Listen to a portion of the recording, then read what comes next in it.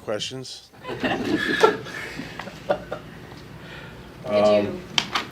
Yeah, it's it was a good night last night. Bringing a player like Quinn Hughes here, you just don't get these opportunities all that often. Marco Rossi, Z Bouillon, Liam Ogren, all great kids, great players with bright futures. Definitely hard to part with guys that you draft, develop, you spend time with, you get to know them, their families. But like I said, when a player of Quinn's caliber comes available, and you have an opportunity to get him, there's a cost to it, and we were willing to do what it takes. Rutherford said you brought this idea to him probably 5 to 7 days ago. Is Yeah. that accurate, and why that timing? Yeah. I was actually flying home from a scouting trip a week ago. What's today? Today's Saturday, yeah. A week ago or Monday, a week ago Monday. And I just called Jim and just obviously Jim and I have a relationship, and we chatted about it, and he told me what they wanted to try and accomplish with the move, and I felt we could satisfy their needs, and we did, and that's why it's great. Jim and Patrick are friends, guys that I've worked with in the past. I know how they deal with situations like this, and they get right to the point. And I think that's why it worked so well. Was it complicated just putting the package together, Bill, or just how did you get to the finish line? And it sounds No. like Quinn had some involvement or was aware. And Yeah, from what Jim tells me, obviously, listen, when you're dealing with players of this caliber, guys that have done so much for your organization, I think, and that's why I love Jim. You want to do right by the player as well, but you have to the first thing is accomplishing what you need for the team. But then there is a human element to it, and I think we satisfied, both parties, everything in that. did you get any assurance, Bill, that he would re-sign, and how does that factor into putting a trade together? Listen, you can't make promises, and after the deal done, talking to Quinn and Quinn's agent, but I think Quinn will really like it here. I think he's a hockey nut. He watches every game. He knows what's going on in the league. Getting to know him through the Four Nations process. He just loves hockey, and I think there's obviously no better market than Minnesota to be a hockey player. And I believe in our team and our culture and our organization and our market, our fans, hockey's in the fabric here, and I think he'll really like it. You've already shown him, it seems, enough, though, for him to not have completely vetoed the idea, right? I mean, how proud are you of that this was a place that he's like, yeah, let's give it a go? Yeah, I'm very proud of. I love Minnesota. Our players love Minnesota. This is a great place to play, but no matter what, whether you have good weather, good taxes, whatever. Hockey has to be good. The hockey has to be. You can live in the sun. You can, live in these great places or make a little more money. But if the hockey's not good, you won't be happy. So that's what really matters. If the hockey is good, if your job is good, you will be happy. And I think Quinn will be really happy here. Is Quinn here just yet, or? No, we're gonna Chris Kelleher and I are going to fly out and get him and bring him back. He'll be in the lineup tomorrow. Does it help with that selling him on Minnesota that it's going to be below zero when he gets here? Yeah, that's a big time. He's going to skate on one of the lakes tonight just to loosen up. Are you going to go after the game, though? I'm going to go right now. Right away? Yeah. Will he start with Brock Faber? That's up to John. Yeah. You said since the summer you finally had some flexibility cap-wise to go after some big players and during the season. Like, how much was, like, something like, I don't know if this player was in mind, I guess, but, like, how much is that just a reflection of what you were talking about then? Have the opportunities to have something like this? Yeah, it's like I said this summer, like, we didn't make any, well, according to you guys, we didn't do anything this summer. But, it's nice to be in the game, and we weren't able to do this for the past 4 years. So it was nice to just, you throw your hat in the ring and put your best foot forward. And like I said, it's nice to be in the game. With the way the free agency goes now, with salary cap going up, everybody has money, I guess. Like, how much are this is the way to get these kind of special players is a trade versus like waiting for July or something like that, to get something like this done. Yeah, I mean it's definitely one way. With the cap going up the way it is, it's definitely made it more realistic for teams to sign their own players and makes it a little more difficult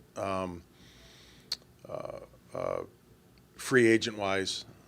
So like I said, when a player of this caliber becomes available and you can get in the game, and you're serious, it's good to be involved. So what does this say just about the Stanley Cup potential in the window for this team, the message that it sends, and just how much in mind knowing you're going to have to compete against the likes of Colorado and Dallas? So how much does that factor into just what you believe this team's potential is now? Well, I mean, I've always said I believe in our players. I believe in this team. I believe in what we're doing here. And I think adding somebody like Quinn, I think the guys are happy. And you know what? Listen, we have an extremely competitive division. You're going through the meat grinder here, and we respect our opponents, but we want to do our own thing too, and we want to compete for the Stanley Cup. While we were in Vancouver last week, between that and your scouting from Milano, just how much had you watched Quinn this season? I haven't seen him play live, but I think I know enough about him. I think the whole world knows enough about him to understand what he is and who he is. And like I said, he's a special player, and these opportunities don't present themselves all that often. But so we feel fortunate. And I just love the way the deal went down, because I really think we got what we were looking for, and I think Vancouver got what they were looking for. They got 3 really good young players that are going to help build their team, and we got, a franchise defenseman. What's Quinn's reaction? You just talking to him? Yeah, he's really excited. Yeah, he's such a great kid, and like I said, we through the whole Four Nations process last year with him kind of maybe being ready. We talked almost every day through that process, so we got to know each other, and all he wants to do is win, and be a part of something special. So he's really excited, and I think we have a really unique bunch of guys in our locker room, and he'll see how we operate, and how that group of guys operates, and from the leadership from Spurge to Moose to Kirill on down, It's a really good bunch of guys, and they play for each other, and I think that's what he's looking for. Where do you think you are at up the middle now, Bill, and how much is this maybe also indicative of your off's growth so far? Of what? Your off's growth. Yeah. I mean, Danila's really. Danila keeps getting better and better, and I think that's what really made it possible. I'm not worried about our center depth at all. We still have flexibility, so who knows what we can do in the future. But I'm really comfortable with where we are. You said with Rossi's moving on, you're losing a little bit of that production that he brought, but just how much does Quinn Hughes really tilt the ice and bring that as well? Well, like I said, that's why this deal just works, because Marco was a big part of this team. He could play with Zuki and Kirill, he could play with Moose and Trenny, he could play anywhere up and down the lineup. He's a smart player. He produces. 60 points last year is not easily replaced, but we're also adding a guy that has had a 90-point season as a defenseman, and the way he runs a power play, just the way he moves a puck, and I think it's a win-win. Could this deal have been done without Zeev as part of it? And I know you. I don't think so. Yeah, it's something they kind of. I don't think so. And look, I love that kid. I mean, he's a special kid. He's a special human. Like getting to know him and his family, and Vancouver got 3 really good young quality guys, and if Quinn Hughes wasn't available, they'd still be here, and I was totally fine with that. And but like I said before, you have to give something to get something. Why do you feel like this was the right moment to kind of push all the chips in and acquire a guy like Hughes? Because it's Quinn Hughes, and if you wait for I don't know what the right moment is, but if you wait for it, you're gonna miss it. I don't know if the weather had to be warmer or something, but no, there's when it's a player of this caliber, the right time's always now. Bill, you talked about that in the past, like you've called it, it's just a feel to know when that right moment will come along, and just now in hindsight, just how happy are you that you were patient, and you didn't try to go for this sooner, because you probably wouldn't be in this position now if you tried to make this move 2 or 3 years ago.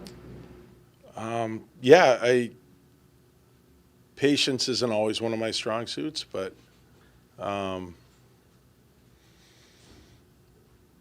maybe some things didn't work out, like other deals probably didn't work out, and it just fell into place. Like I didn't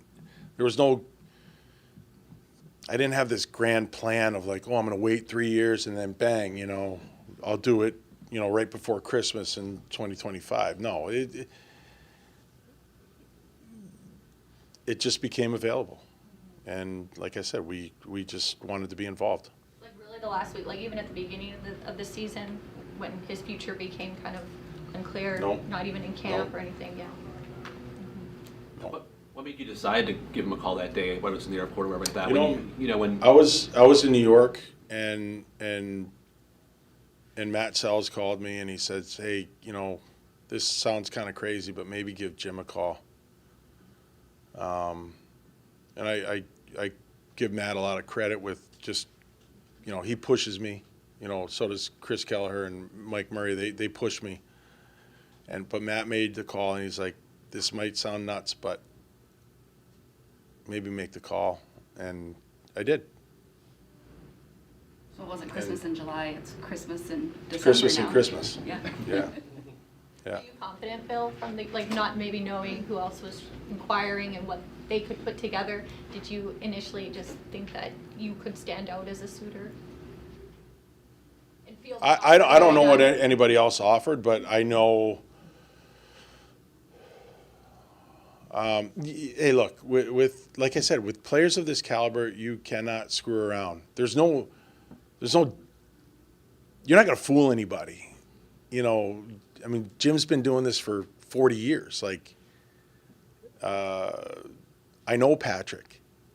They do their homework. They know. So we had to go to them with something real right away to tell them that we're serious. Was this And that- oh, I'm sorry. That was the initial offer. There was no back and not really that much back and forth then. It was just kind of like. No, I mean, Jim had other options, you know, and he had to, you know, kind of see things through. I don't know, you know, who he was talking to or what his process was, but we came out of the gates with that because they wanted to check certain boxes, and we had to check them for them. That's the only way it gets done. It doesn't. We're not going to sneak one by them. They're smart. Like I said, Jim's been doing this, you know, since before I was even a player in the league. So I'm not going to fool him. Amongst the tools in Quinn's arsenal, obviously the leadership component too. How great is it going to be to have that presence in the locker room? I mean, it's going to be great. I mean, you can never have too many leaders. I think Quinn too, with, you know, he's a soft-spoken guy. His leadership comes on the ice in his play.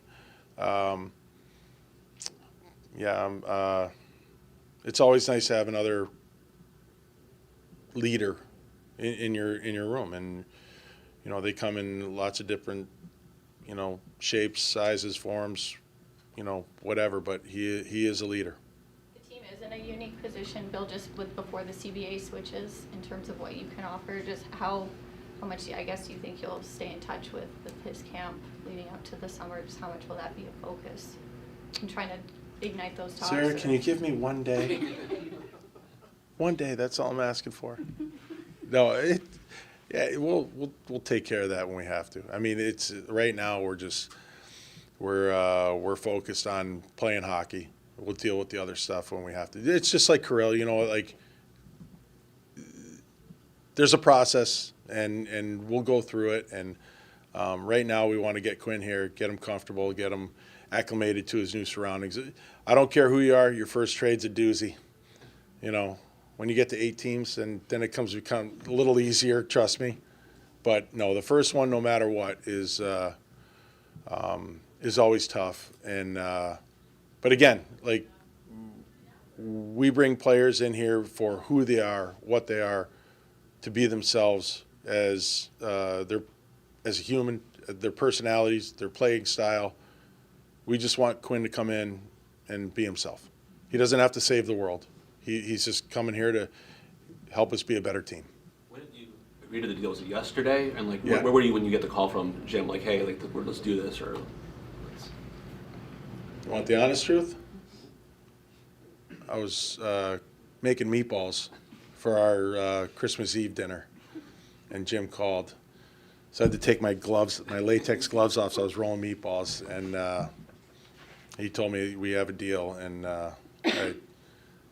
there was a fist pump involved. You have more calls to make after that, right? You know, with Eve and Marco and... Yeah. And those are tough. And they're, like I said, the 3 kids, they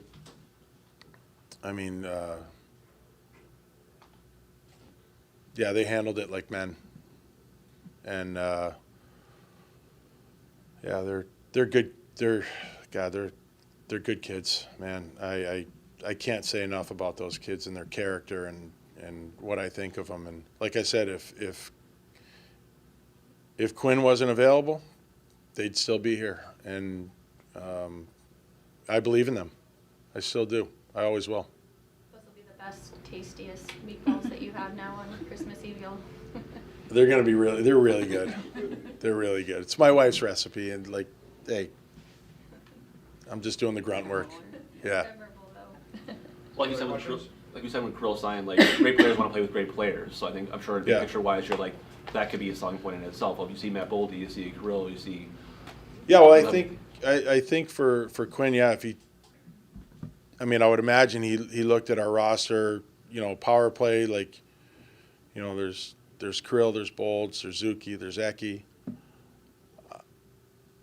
Those are pretty good guys to line up with. and I'm sure they're excited to get him in town and, you know, start walking the blue line. Given what you parted with, how confident are you that the team still has the assets to make further moves going forward as necessary? I'm confident. Yeah, I'm confident. I mean, you know, we've built over, this is year 7 for me, so over the last 6 years, we've built up our assets in prospects, picks, whatever it is. We have flexibility in our cap. So we can still do stuff. All right, thanks, everybody. He's in Vancouver now. He's in New Jersey. Oh, he's in Jersey? Yeah. Oh, that's great.